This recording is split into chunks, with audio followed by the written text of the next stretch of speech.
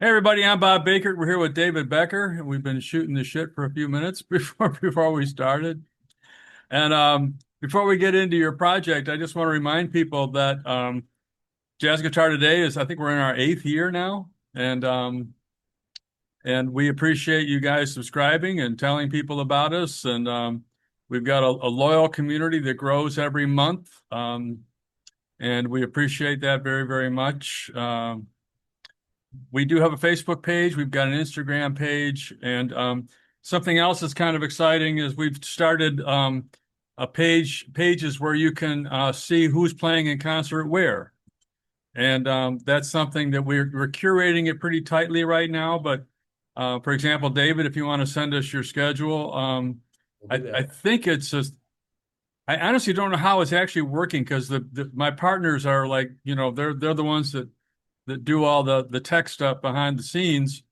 But if you send an email to Joe Perry, I think that we'd probably figure that out.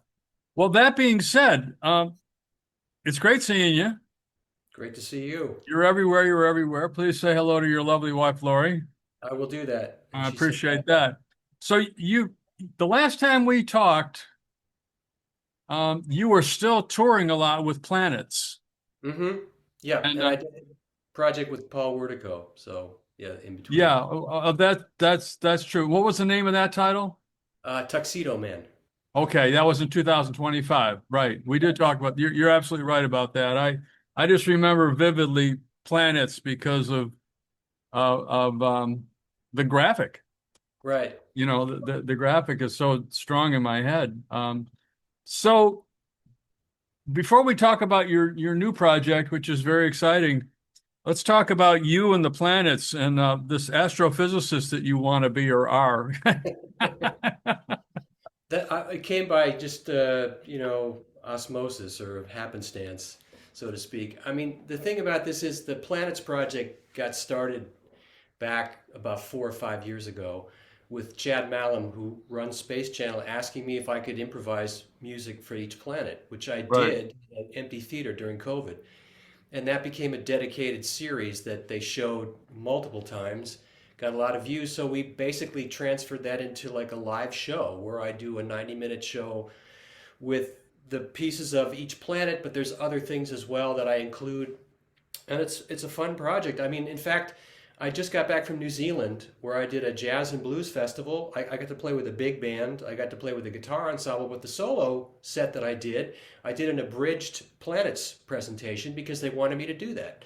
So we had the videos in the theater, and I did maybe about 7 or 8 pieces from Planets, including the new Wow. one, and it was great. And people love it. It's such a fun project because I'm playing solo guitar, but I've got loop pedals, so I can be anything from just that to orchestral things, and it's all live. The videos are what they are, the length is what it is, but each piece, even though they're dedicated pieces, they change night to night, and it's Right. a lot of fun for me to do that and be able to challenge myself in that setting. So it's a lot of fun. Yeah, it's really funny the whole well, you're playing with a big band, you're an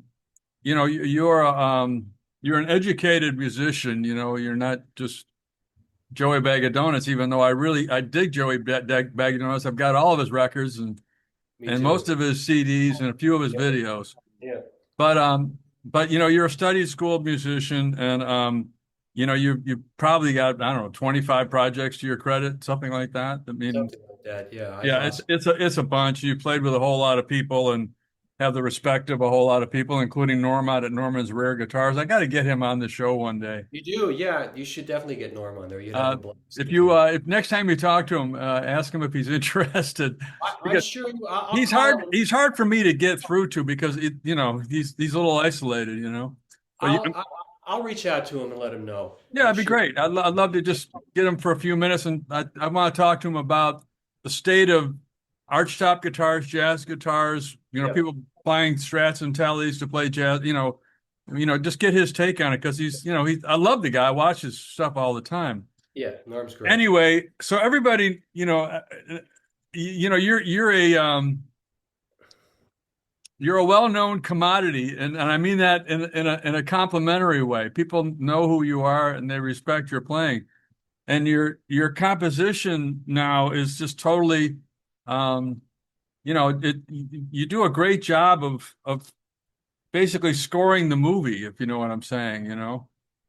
I appreciate that. I was watching the latest thing. So let's get the elephant out of the room or cat Okay. out of the bag or whatever that imagery is. You have a brand new project just came out last month called Carol's Crater. Yes. And So, and it along the space theme, mhm. tell us about Carol's Crater. So I did a jazz guitar festival in March out in California, and Denny Tedesco, Denny, Tommy's son, was there because he made immediate family in the Wrecking Crew, and he saw me perform Planets, and Oh, he said wow. to me, "Have you ever thought of doing Planets in 3D?" And I said, "I would love to." So he has a guy that he knows that does 3D filming. So in any case, he wanted to, from me, from the Space Channel, some stats about the viewership so we could get it to this guy in Canada. And as I was getting the information from Chad Malum, Chad said, because I've got some planet shows coming up, he said, you should integrate the Artemis 2 mission that's just happening now and put it into planets. Because we've talked about adding the moon feature to the whole thing. Right. And then he told me the story about that they named a crater after Commander Reed Wiseman's late wife. Oh, He wow. didn't know the crew was going to do that, but they did that as a tribute to him. And I read about it. I thought, wow, this is incredible. So he said you should, address that subject. And her name was Carol. And so I literally sat in this chair. I pulled out this guitar. This is the new David Becker that I just got from Heritage. If you haven't noticed, it's a little different than the other one. Wait a minute, the Million Miler is gone? I have retired the Million Miler for a while. This is the new one, but they went out of their way to really do David, some hang great. on one second. Can you turn up your microphone just a little bit? Yeah, give me 1 second Just here. a little bit. You're a little bit in the background. Okay, hold on. It's always a hassle with this. Yeah, Where's just my like sound? one notch. Yeah, hang on. I gotta find my sound. Where's my sound? There it is. Come on, it was like audio. Here it is. Okay, hang on a second. Okay, input volume. Is that better? Yeah, I think so. Okay. So you Yeah. want me to start that again, or do you want to use what you No, no, got? it's plenty good enough. Five, four, Okay, three, two, one. here we go. So in any case, Chad told me that I sat here and I did this kind of drum groove with my brushes and I played this chord progression that just came from nowhere and I literally looped it and that was the tune. And and what's interesting is I coupled an A and a B section with it where the harmonies kind of do this interesting weave. And I was so excited about it that I literally left the loop pedal going for 2 hours. I mean, I could turn it off, I didn't hear it, but I wanted to be able to write it and record it and figure out what I'm doing. Because a lot of times you have an idea to do something, and when you play it, it comes out completely different. And in this case, it was a combination of that. But I hit on something, and then I went ahead and recorded it. I sent it out to California. It was mixed there by Klaus Trelby and Ken Calais from Artist Max and Marshmallow Sky Studios, and we released it digitally on May 11th. So it's on all the platforms. And what I did is I reached out to Reed Wiseman personally to let him know what we're doing. Yeah. And first, I got a response back. It was an automated response saying, I'm on mission and I'm not online, and this won't be read, and in emergencies, contact so and so. But then I get this late night message saying, I would love to hear what you have. Here's my private email. Oh, So I wow. reached out to him and sent him an advance copy of it, and he came back and he said, this is so lovely to listen to. Thank you for doing this. And then we made the video, which you saw, Yeah. the official video, which will be the video that I do live, and it's also the official video for the song. And he said, this is a treasure in big, big letters. And then I also, when I was down in New Zealand, I performed the piece to an audience for the first time, and I got their response from my phone from the stage, and I sent it to Reed Wiseman, and he was overwhelmed by the I, feedback. I So believe I believe you sent me the video of you performing it in New Zealand. yeah, I Yeah. think I did. Yeah, Yeah. there's a little So snippet of it on YouTube. So yeah, no, well that's pretty incredible. Well, it is because I'm grateful that the person that we should have the support from, we have it, and the fact that he really likes the music and is supportive of the project. It's one of those things where it's not a sophisticated piece of music, but it just fits the overall vibe, and for me it was just a pleasure, and it's great to play live. I really have gotten into playing it because they're just the way that the harmonies weave in together is so much fun. And it's Lori heard it when I was working on it. She says, "What is that?" And I said, "Well, that's a new piece of music that I'm doing for this piece, Carol's Crater." So that's always a good indicator when your wife goes, "What is that?" Because she hears me all the time. Especially, I was going to say, hard to get her excited. I mean, I shouldn't say that, but Right. I mean, but that's she does hear you all the time. Well, what's interesting about that, you said a couple of things I'd like to just touch on a little bit. One is it's a simple piece of music, and to me, most of the best stuff is simple. Da Yes. da da da. Yep. I mean, Exactly. I Yeah. mean, come on. It's like the song yesterday. Someone said, "Oh man, yesterday I could have written that." It's only, oh yeah, well, go ahead, have at it, brother. Yeah. It's Exactly. writing music that people respond to, over and over and over again is that's the art. It's conveying one emotion to to another person, your emotion to other people, and writing that story on top of their story. It's tremendous. So I whenever I hear people say it's a simple piece of music, I say, well, I don't know. Feeling All Right probably sold I don't know, 10 Yes. million copies, two Probably. Yeah. chords. I mean, Well, when I say simple, just the structure of it is quite simple in but terms the of the B section section, sections. Yeah. the way you put that B set, what are you doing? If you don't mind, Sure. pulling I can back the show you. kimono a Yeah. little bit. Yeah. So, So so the first section is that E minor first you're section, playing? first section is this. I'll put it in the loop pedal, so it goes. Okay, E minor, B minor, A minor. Yeah.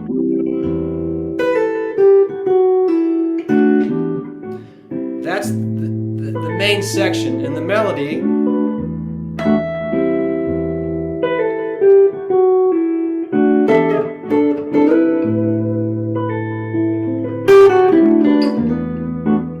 Yeah.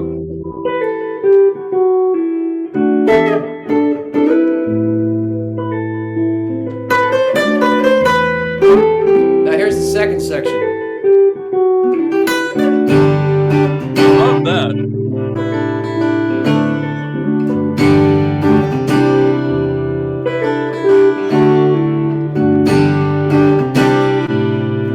That's so good.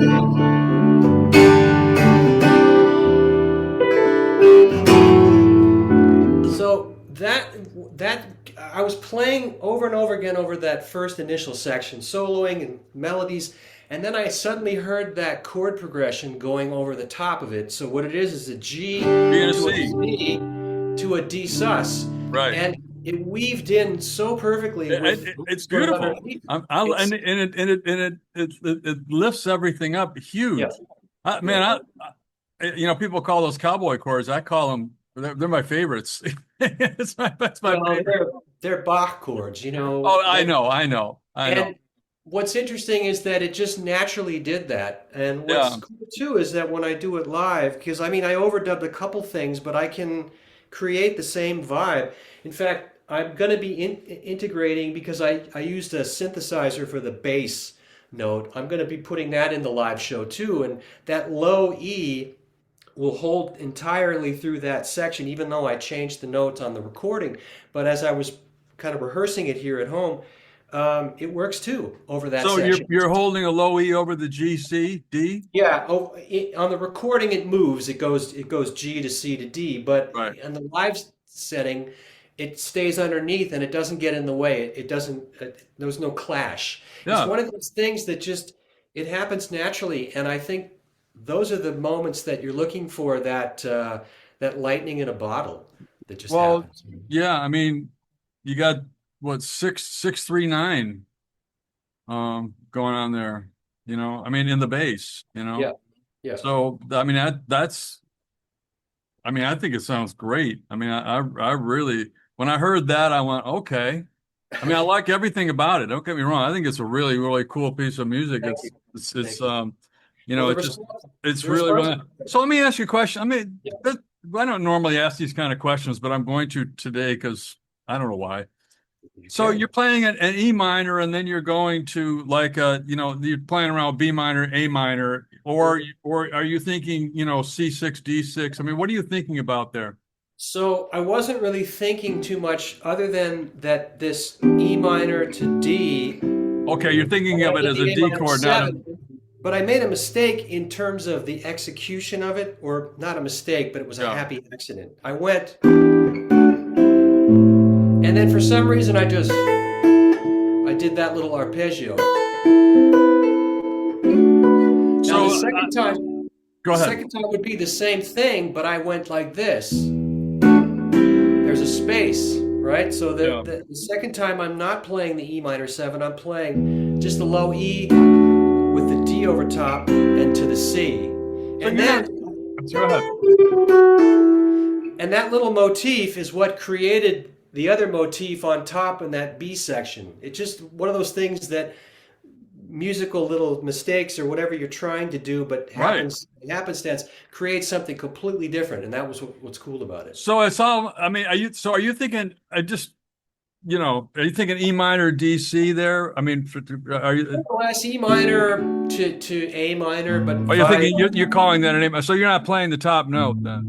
well, okay. So when I do the first one, Yeah. there's that. So C over A. It's like C minor Yeah. 9. Right. Yeah. Okay, you're coming back with the B. Right, and then I love and that. This is great. yeah, I I mean mean, it's a really interesting motif because when I analyze it now from afar, I go, wow, that's really interesting. I never would have thought of that. If I had sat down and said, I want to write something like that, it would have just been like I would have been hammering away for hours. it's the rhythm of it, the phrasing of it that really it's just a cool, da, da, da, and the way you let that the third chord in the progression ring. Right. Da, da, da. There's space. Right. And there's your spaceship taking off right there. Well, because it started off with this. I mean, I had the percussion thing, and that I think just the feel of it is what What created me. is that? I saw that in the on the video with the TV people. What is it? Is that just like a So business card or something? What is it's just a paper card that I got at a copy shop in Germany when I lived there, and I've used that for many, doing that kind of thing. Yeah, And so I can just create like a right. It's like a mute. It keeps the overtone but sound. then these guys come into play, the I love. brushes.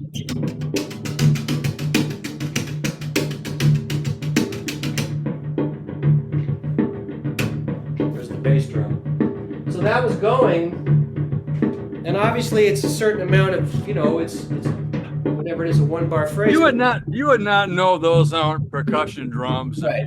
So then when I do the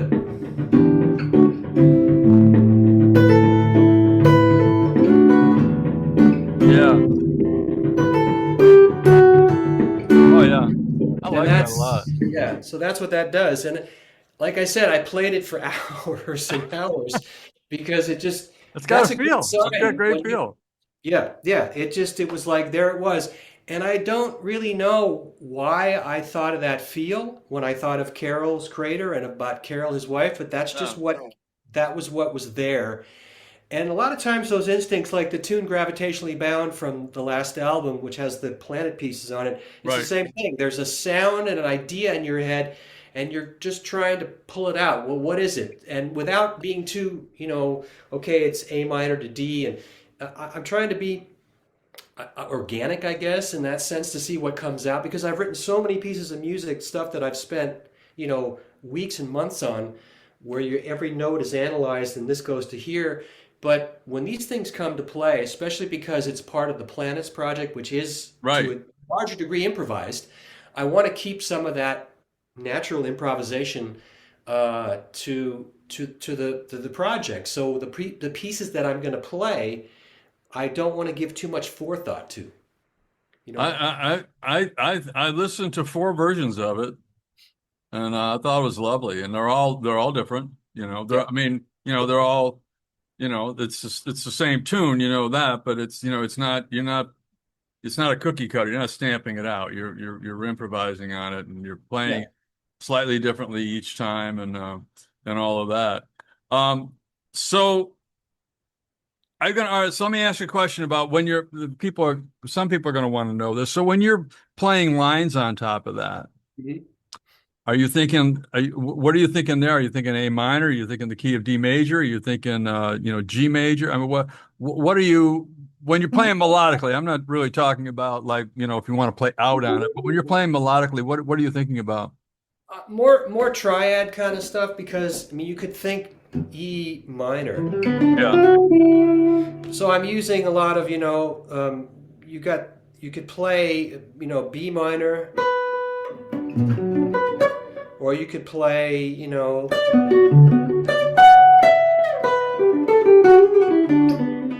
but occasionally I'll throw in the little bluesier sound. It just Yeah. seemed to fit, especially in the beginning of the tune because there's that space. Right. And I wanted the space to just be the space. So yeah, to a larger degree, it's based on E minor, G major, but you can block out the B minor and the A minor triads, the C, because when it goes to that section, that's pretty much G. Yeah, that's And that's fun too because there's a lot of different possibilities for that. The melody with the fifths just seemed to work really well against that. Well, Uh, here's the thing about it that I mean I like picked up on like right away because when I first listened to it, I had the advantage, and I hope other people do as well, of watching it in context of the video that's really the soundtrack of. right. So if you think of it as, I mean, it is a standalone piece. There's no question about it, but it's almost, it's like I don't have anything better, so this is where I'm going to go. If you're watching a James Bond movie and you hear the soundtrack, I mean, or Star Wars, you hear the soundtrack to Star Wars by itself, it's a pretty nice piece of music. Right. And I mean, there's no question about it because they used to do that when the pops, back in Mhm. the day. They probably still do. But when you put it with the movie, it's like it's okay. And so it's one thing to do a nice piece of music, it's another thing to do a nice movie. I want to talk about that in a second. But when you really do a great job of telling of enhancing the visual story, because people see visuals are Mhm. the first thing. When you enhance the visual story with the musical story, that's a tremendous amount of creativity and art to be able to have that eye and say, what does that mean to me? And then take in the story of Carol and, what does that mean to me? And how does that make me feel? And how does this mean? And what is that image doing to me? And what do I want people to feel how I feel? All those things it's just like really, it's really cool, David. It's really cool. Thank you. Well, I think it goes way back to, I think we talked about this once before. The very first piece of music that I, as a child, really realized was Edvard Grieg's Concerto Piano in A minor. And I listened to that piece. I mean, what not Happy Birthday or No, this was my parents had big classical collection. And I would put that on and I would stand in front of the little stereo and conduct with a Tinker Toy. And I love the opening. And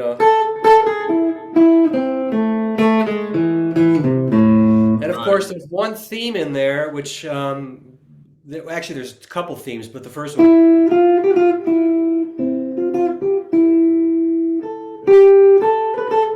right? And there's also the main theme, which I realized as a kid. Now, I didn't know musical terms, I didn't know major and minor, but there was a picture hanging on the wall that my parents had, a painting of the Zugspitze, which is the highest mountain in Germany.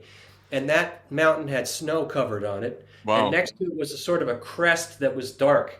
And when the major pieces would come in that music, I would see that mountain with the snow. And when the minor pieces came, I saw that dark image, and that's just how I see music. And How so old were you then?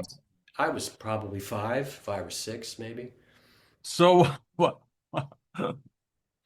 What are the little what are the child songs that we all listen to? The Mouse and Hickory Dickory Sure. Dock, and so the rest of us are doing Hickory Dickory Dock, and you're doing Bartok. That No, I'm doing Edvard Grieg. Yeah, I mean, well, my parents just had a big collection, and of course, I had two older brothers, so we had all kinds of music. yeah. But So you that were piece in particular just really spoke to me. And what I really also recognized was that theme that ends the piece that goes.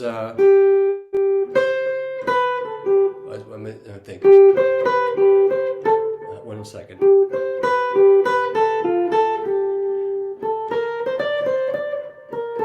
Anyway, that's the main piece, and they do it. He does it in major and minor, but it came in the middle, and I recognized it. And when it was at the end, I couldn't wait to hear it again. It was this anticipation of this crescendo, and for some reason, that I mean, the piece is like 20 minutes long, and it just spoke to me in a way where I just, even now when I listen to it, because I hadn't listened to it for a long time, and I rediscovered it again, I realized how much that piece influenced me in right. my melodic and harmonic concepts. Probably because I was just a kid absorbing something that I had no idea what it was, and it was all just intuitive. What's really interesting is one of the things that I've taken to in the past I was always like, oh, here are the chords, now I'm going to blow on it, and I stopped doing that when I just play them. I just pick out the melody and that the singer is singing, and I'm not picking out melodies of well-known classical pieces and stuff like that because they're musical and they're a little bit easier to play Right. compared to trying to emulate what the singer's doing because they don't know what I mean. Most of the time, they don't really know what they're doing. They're bending, they're this or that, they're coming into the note there. There's a slur, it's not quite on the pitch. It's all over the place, and and and so my point in this is that they're always a lot simpler from a note count point of view, but they're a lot more demanding from an articulation point of view Absolutely. to Yeah. get them. So when the reason why I'm saying this is so when you're playing these melodies, the articulation, the phrasing, and everything is so important to make your your your conservative note choices. When I say conservative, I'm saying there's not you're not playing 50,000 notes on this thing. You're playing a melody.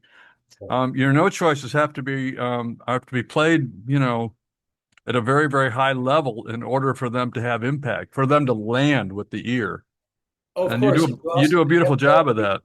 yeah, you have to know what to leave out too.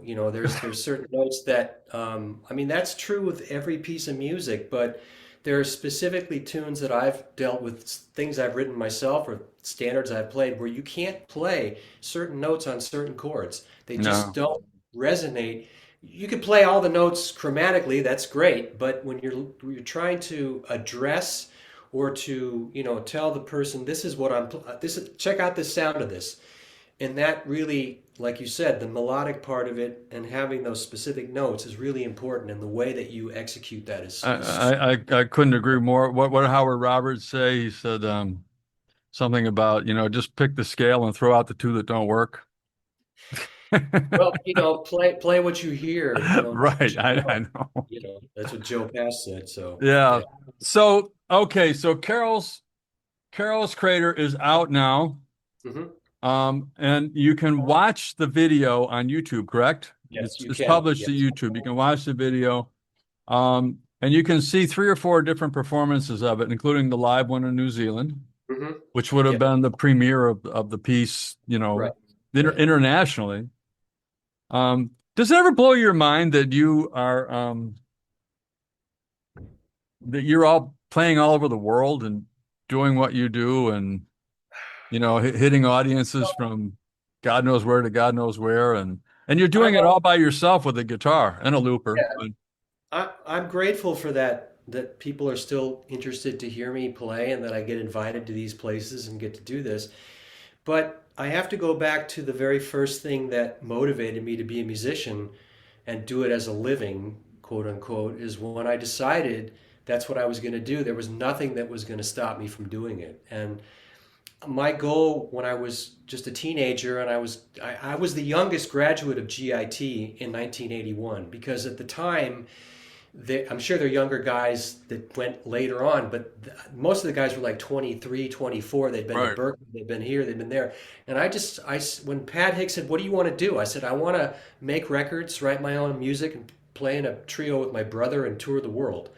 And he looked at me in that 2 minutes, like, "Okay, kid, he just said, don't let this go to your head, but I think you have what it takes to do that." Now, that said, that's nice, but I realized at that moment, that's not going to get me there. I have to do the work. And the funny thing is I never thought in my wildest dreams that I would be on a major record label.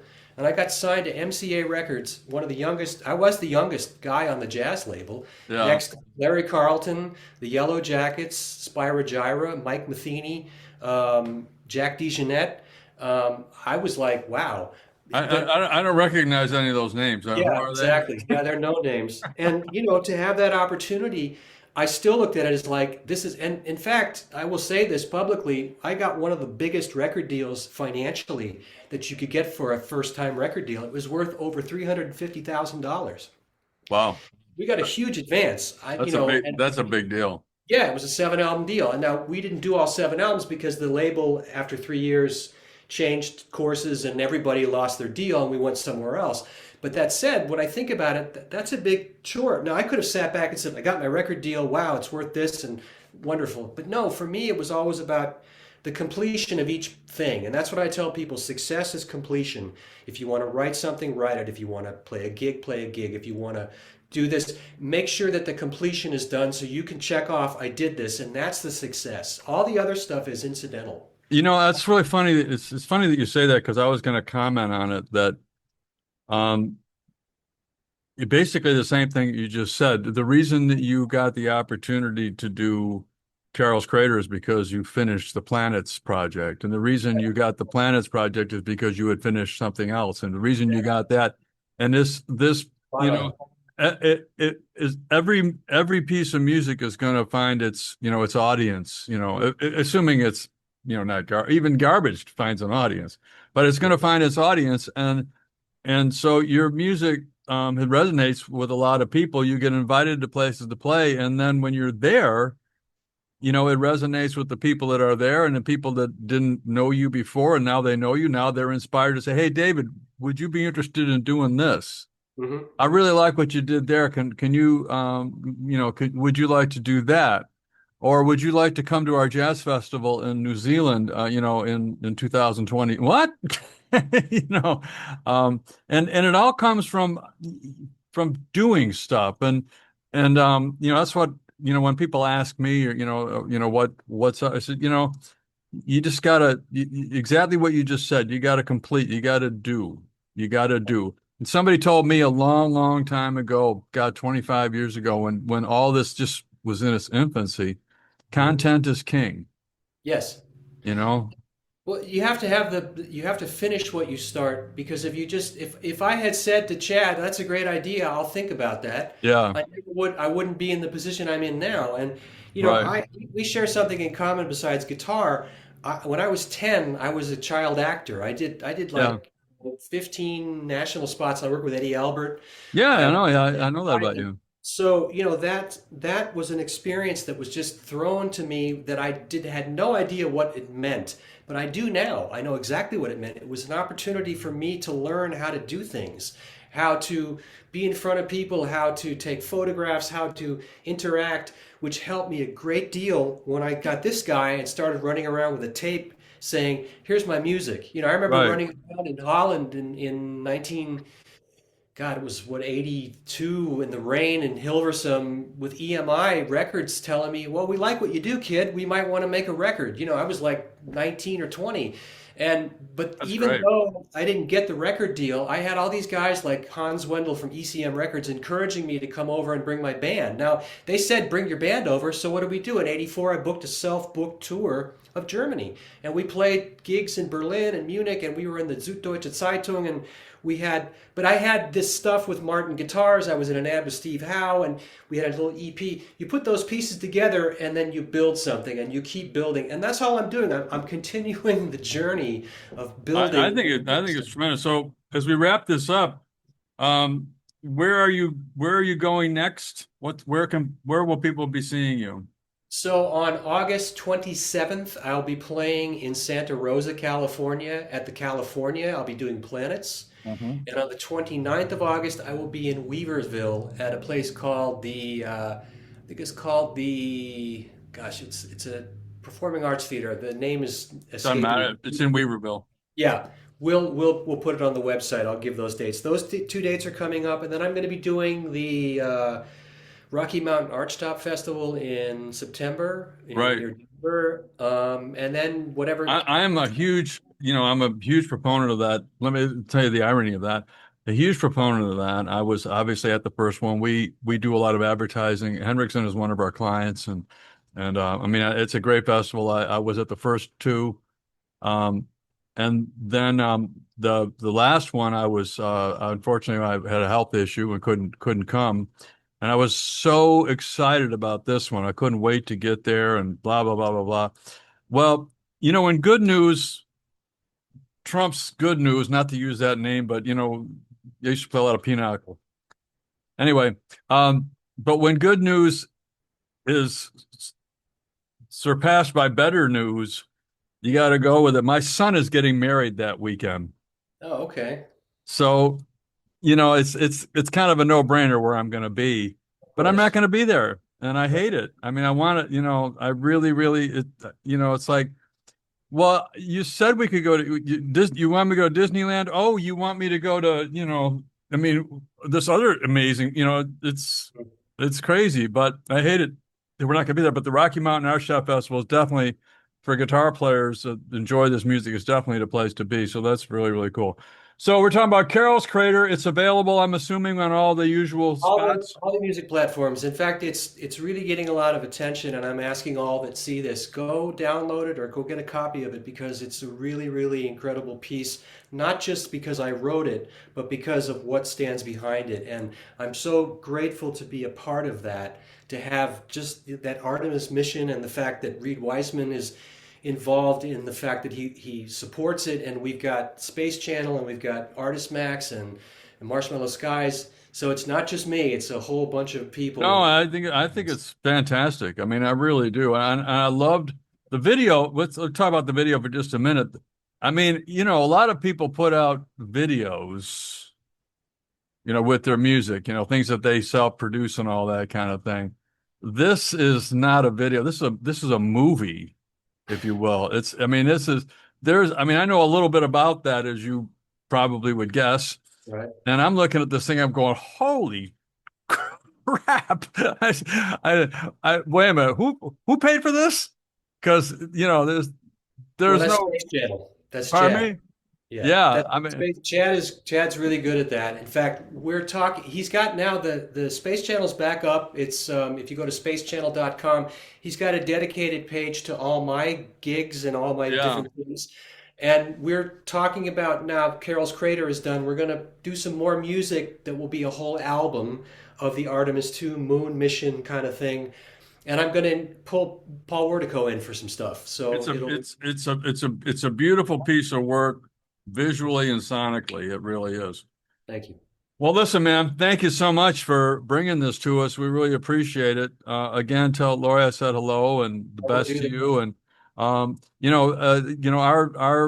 our stage is your stage. Anytime you want to get together and talk, you know how to reach me. I appreciate it. We're for you anytime you want to talk. Say hi to Norm for me. I will do that, and I will get him to get in touch with you about doing something. Well, So, either that or let if you just give me his contact information yeah, and he'll recognize who that you are. it's me that's calling, because I don't know about you. Well, I don't want to go there, but I mean the phone rings a lot, and I just unless I know who it is, I don't. Oh, I know. Yeah, Yeah, yeah. and we're not alone. I mean, it's everybody's the same way. The bots that it's like go away. Yeah, I got those in New Zealand a bunch of Oh them. man, listen, thank you so much and Thank you, man. congratulations. It's a beautiful piece of work. Thanks, man. I love the new guitar from Heritage. So do I. It's looking great. There is a story with the Million Miler. We're gonna have to do a story on that guitar because Okay. hey, a guitar that's gone 35 years on the road, Yeah. and that's the only guitar you play. That's that. The main guitar is, yeah, and it was the main guitar. I had a couple others, but yeah, the last probably 25 years, it's been the Yeah, I mean main. it's the one I recognize you with. I mean you're like Larry Carlton with the 335. I mean it's like that's if Larry shows up with that Strat, we all go, oh, where's Larry? What have you done with him? Right.